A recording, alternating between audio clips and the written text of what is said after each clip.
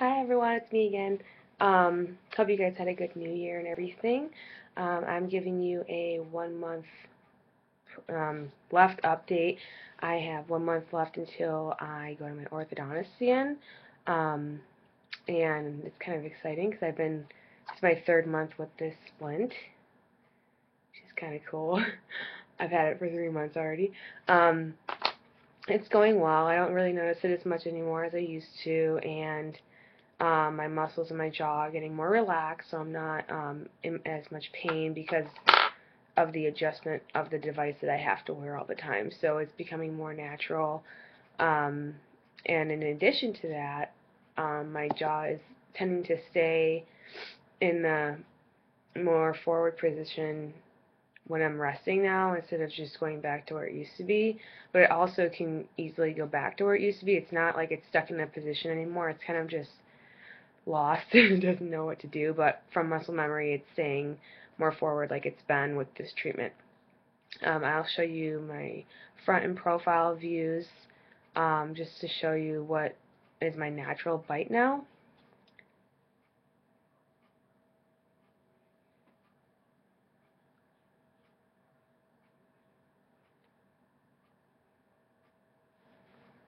So yeah, I noticed that my lower jaw is more forward. My bottom lip has been more even with the top of my lip, which I actually have just been noticing that from watching a lot of other people's videos and everything of what surgeries they got and why.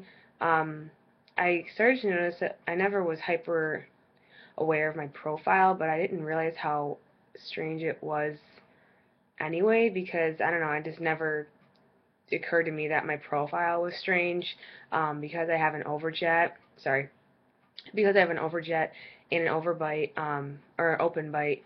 My face is longer, but it protrudes out more. All of it does, so it goes past like my forehead, which it shouldn't. I guess it's all supposed to be in one line. Then your chin's supposed to line up with that too. So I didn't know that like my bottom of my face sticks out a lot more than it should. Um, but whatever, I don't really care. It's just that's probably why I've been having a lot of jaw pain because nothing is in the right spot. So that's about my current situation right now. So in a month, I will be getting a checkup with my orthodontist to get molds of my upper and lower jaw and to discuss the treatment options um, with braces because I know I've told you guys before, I'm getting the braces to prepare my upper and lower jaw for surgery. I don't know what surgery I'm getting yet. It's all up in the air. Everything's up in the air right now. My jobs are up in the air. I applied and got interviewed at another company, but I still have a job where I am now. Everything's up in the air, so 3 months from now everything could be different, or 3 weeks from now also.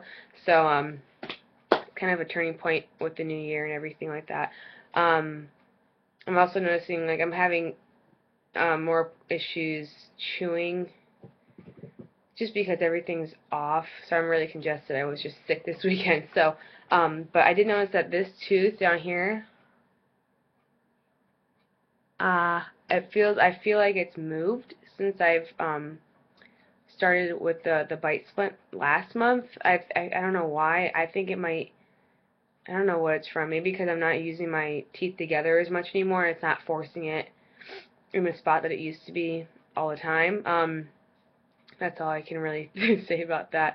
But yeah, I don't know. Lately, sometimes my gums have been getting inflamed because I've been wearing this for so long that it kind of is digging into the sides of my teeth and everything, which is kind of lame. But oh well.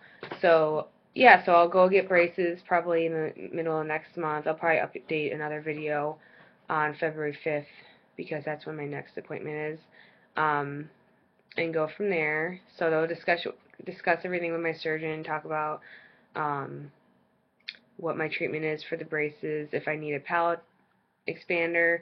I probably need something done with my palate just because the front is very narrow, even though like it's deceiving because when I smile, it's a big smile back here, but it tapers and goes like this.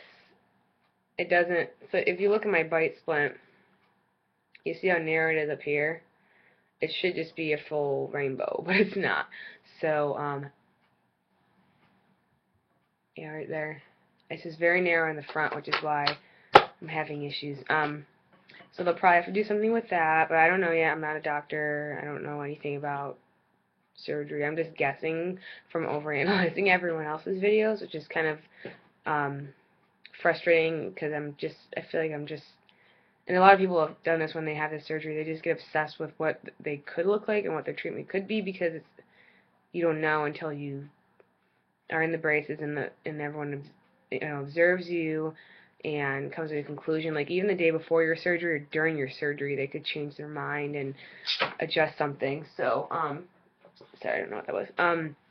A lot of people I've read about that thought they were going in with just an upper or lower jaw surgery. They end up coming out with two, both double jaw surgeries, or they go in with double jaw surgery and they come out having also a genoplasty, which is that's when they move your chin. So they cut your chin and they move it upper back to just to replace the proportion that was lost when they move your face and your jaw. Anyway, so yeah, I know that my top lip is really flat and my chin's flat, but I have a jawline. Like I'm in a really weird situation where like it's not anything because of genetics. It's just because of thumb and trumpet and everything else. So I was doing well until I started that. So it's kind of weird to think because after the surgery I could technically look like I did if I didn't do any of those things when I was a kid. So it's kind of a interesting thing to be a part of. So yeah, I've also been, lastly to talk about real quick, I've also been thinking about how to pay for all this stuff. I've been saving up in my bank account and everything, taking money out of my checks, paychecks, but also there's things you can do with your insurance company that you request a exemption of what they won't cover, because usually with something like this, insurance companies will not cover anything if they deem it cosmetic. And this is not because it's cosmetic. I've already gone over this. It's an outcome that obviously your facial structure changes for the better because it's going to be functional. But insurance companies won't accept the surgery and cover it if they think it's just cosmetic. So one of the things that, there's categories and lists of everything that they accept to exempt that policy, so they will cover some of it.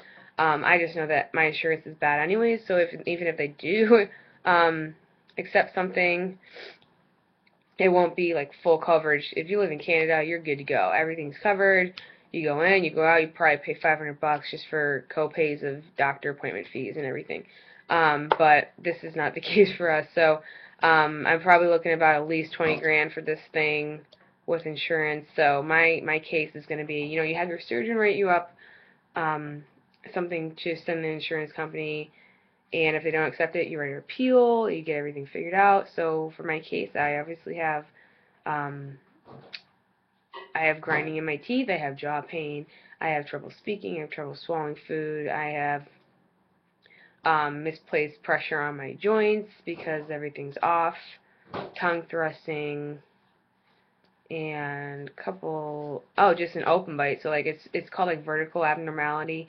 So these don't touch, so this is all longer. But it's not for a cosmetic thing, it's just because like the bone structure itself is off. I don't want to confuse that with like a cosmetic thing because they won't cover it. You also can't mention anything about benefiting your profile, benefiting your looks, because then they'll automatically turn you down.